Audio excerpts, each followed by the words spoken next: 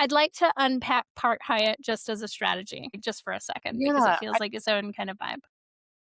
I love it so much. What I think that their whole ethos is it's supposed to feel like a home away from home. So you walk in and the lobby's a little bit smaller. It feels just a little bit more welcoming. Again, like I said, it feels a little bit more restrained and it's supposed to feel a little bit more residential.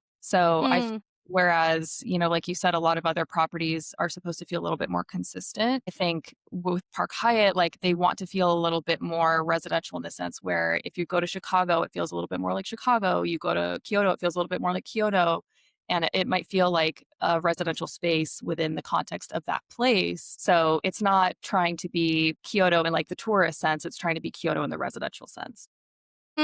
that's interesting.